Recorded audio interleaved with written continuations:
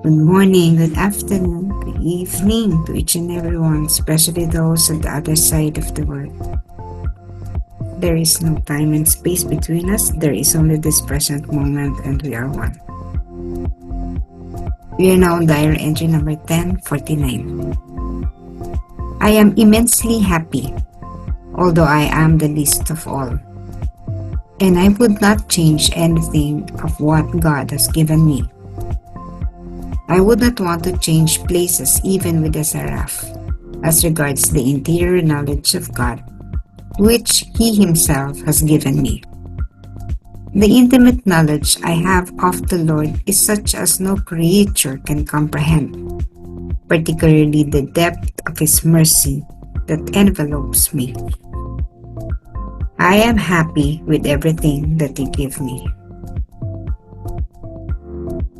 Ako ay labis na masaya, kahit na ako ang pinakamaliit sa lahat at hindi ko babaguhin ang anumang ibinigay sa akin ng Diyos. Hindi ko nais na makipagpalit ng lugar kahit na sa isang sarat. Tungkol sa panloob na kaalaman sa Diyos na siya mismo ang nagbigay sa akin.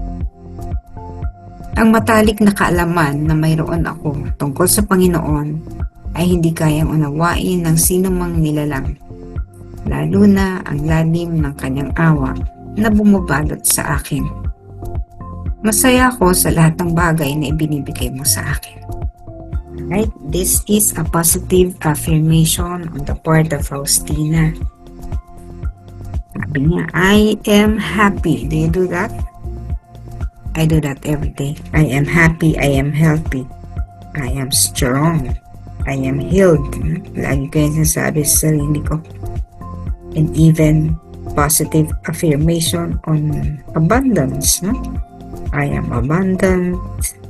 God is giving me all the abundance possible. I make use of the money that God is giving me. Mga ganun ba, no? Na positive affirmation. Pero ang isang magandang affirmation talaga yung I am happy. Kasi madalas, syempre, tatamaan tayo ng stress, kalungkutan, mga problema sa buhay. So every time you encounter that, no, may problema ka, kung meron kang kasamaan ng loob, kung meron kang kaaway, no, kung meron nakakapagpainis sa'yo, kung may sakit ka, kung dumaan ka sa mga pagdurusa na walang ka ng trabaho, namatayan ka, you affirm to yourself, ako ay masaya, I am happy, I am strong. And if you are sick, sasabihin mo, ay hindi mo sasabihin ako'y may sakit, ang sasabihin mo, I am healed. The Lord is healing me every day and I am now fully, completely healed. That's the power of words. Ang tawag doon po ay affirmation. That even if you are not happy, when you say the words you are happy, every cell in your body cooperates and you become happy. Naman ang pinagdaraanan mong kalungkutan, mabilis mong nalalagpasan sapagkat sinasabi mo sa sarili mo na kaya mo ang mga bagay na lagpasan, hindi ito makakapagpabagsak sa'yo. No? Kapiling ko ang Diyos na nagpapasaya sa akin araw-araw at nagbibigay sa akin ng lahat ng oportunidad. So kung walang-wala kang pera, I am happy. Not because you do not have money, but I am happy that I have everything that I need. No? Kahit wala kang pera, hindi mo sasabihin wala kang pera. I am abundant. I know the power of money. And money is working for me. Kaya ang mangyayari nun, abundance will fill your life. But of course, when you do the affirmation, you have to have complete trust. Kailangan magtiwala ka. Hindi, kumbaga, pag umaatake na sa'yo yung parang doubt, magpa-positive affirmation ka lang. Kaya ko to. Kung wala ka talagang pera, sabihin mo, I am abundant. Kung may sakit ka, I am healed. So you counter whatever negativities you have in life. And that is the power again of words. Amen? Even the word amen. No? When you say amen, Everything creates, eh, something is created, no? There is something that is positively created when you affirm the word Amen.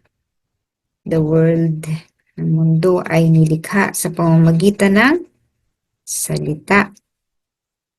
Di po ba? Kung babalikan mo. In the beginning was the Word, and the Word was with me. Parang gano'n, ano? Sa una, ang mayroon lang ay salita. Vibration. Words are vibration. No? Kahit yung mga tinig, ang musika, no? Kahit walang salita yon, vibration, and that is word. That is why sa misa din, when you sing, mas maganda yung vibration nun kasi kinakanta mo rather than you are saying lang, no? Kapag sinasabi mo lang ang linya ng mga tula, no? Pero pag nilapatan mo yan ng musika, kinanta mo, mas mataas ang vibration. Kapag yan ay kinanta mo, tapos meron pang accompaniment, may tunog, no? Mas mataas ang frequency, mas mataas ang vibration. At kapag nava-vibrate, no, try it. No?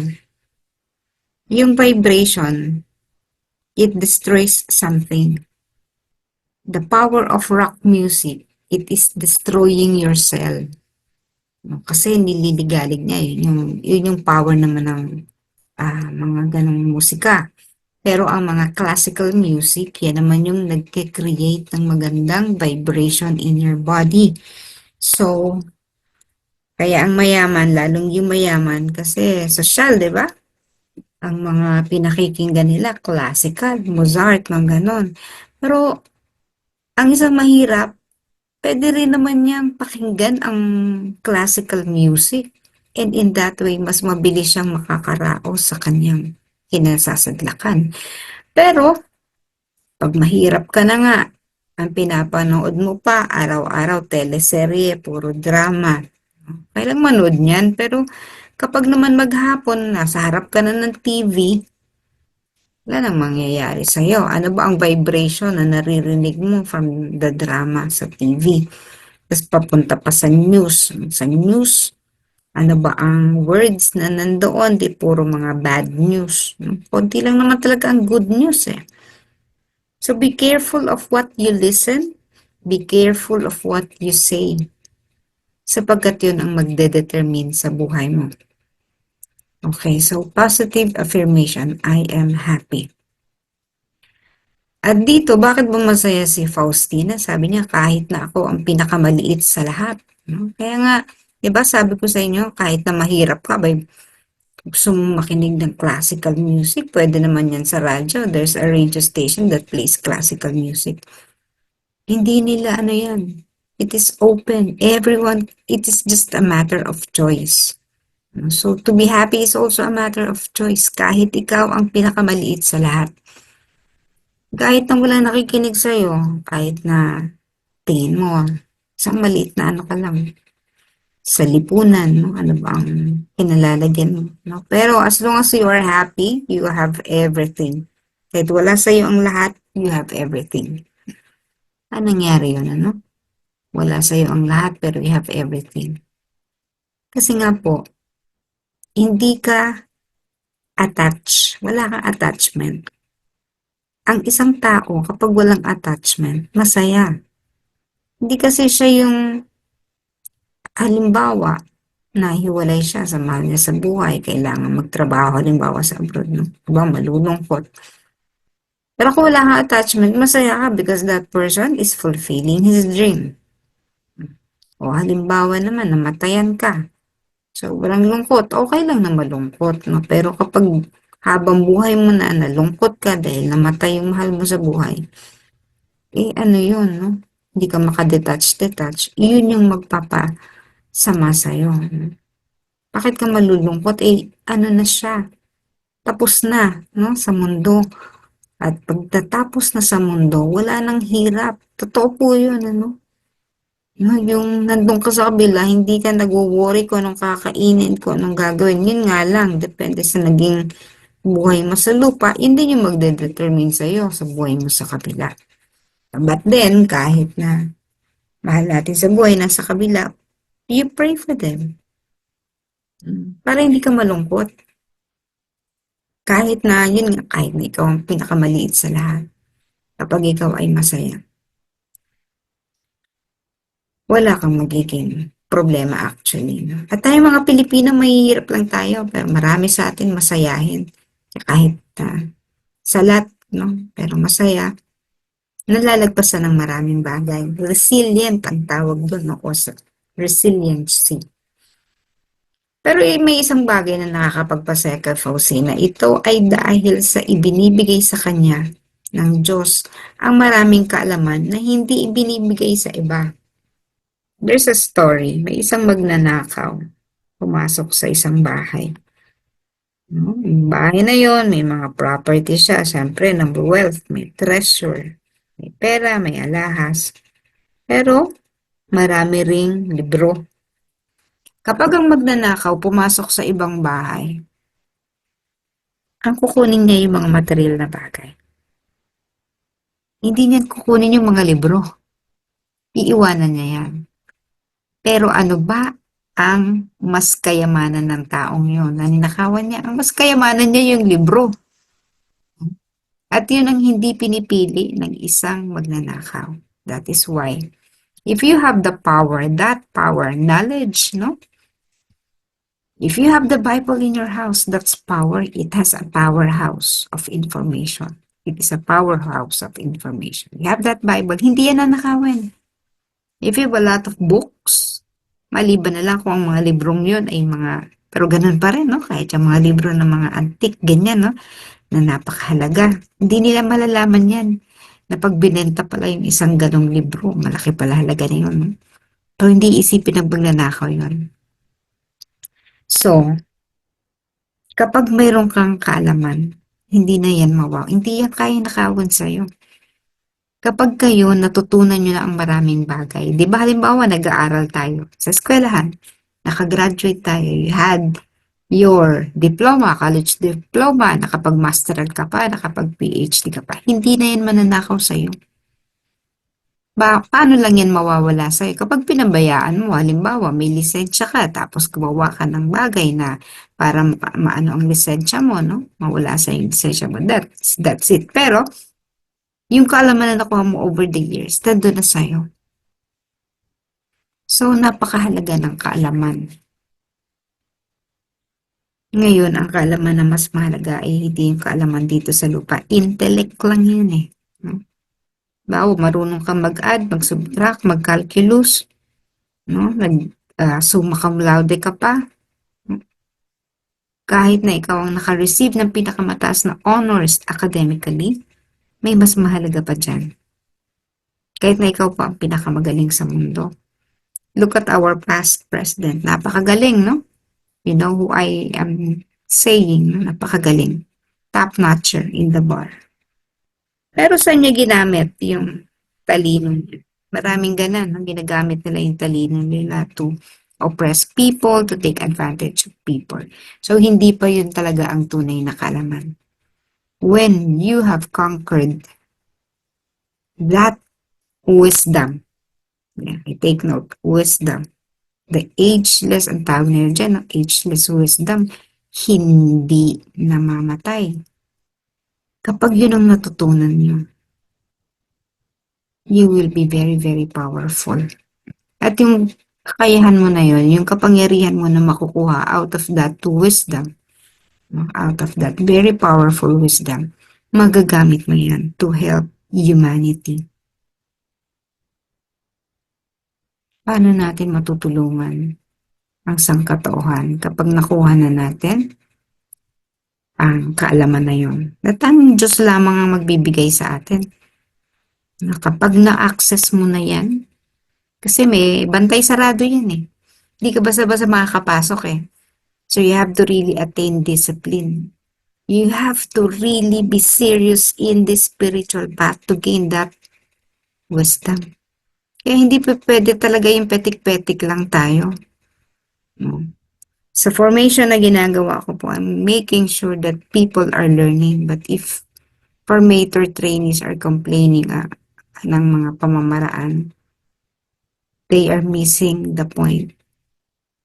We really have to study. Hindi natatapos ang pag-aaral natin sa eskwelahan, hindi natatapos ang pag-aaral natin sa Bible study. Hindi. Napakarami pa nating hindi alam. Kahit nga yung kaalaman sa mundo, hindi natin alam. Alam mo ba kung ano ang, halimbawa, yung power ng mga herbs, no? Yung mga medicinal plants. Ang titindi ng mga kapangyarihan yan, pero hindi natin inaalam kasi the pharmaceutical industry, inano na yan, ibinasura na yan. But if one would only discover the power of these plants, napaka-powerful. And there is divinity hidden in that. Kapag pinagsama mo yung spirituality and the power of the herbs, you will really be contributing a lot to the healing of the world. But then again, nasa isang tao yan kung paano aalamin yan. Ang tamad mag-aral, ang tamad matuto, wala pong aabutin. Kaya yung mga anak nyo, mga apo nyo, huwag nyo masyado i-pressure sa mga academics. Hindi yan ang tunay na kaalaman. Teach them how to love, teach them how to pray, and everything will follow. So napakahalaga yung relasyon natin sa Diyos. Itong makakapagbigay sa atin ng access doon sa kaalaman na nandun sa kabila. Hindi mo yan makikita sa hindi mo yan makikita sa isang iglap. You will really have to enter the narrow path, yung makitid na daan.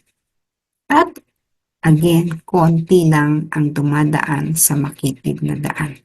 If you are the one entering the narrow path,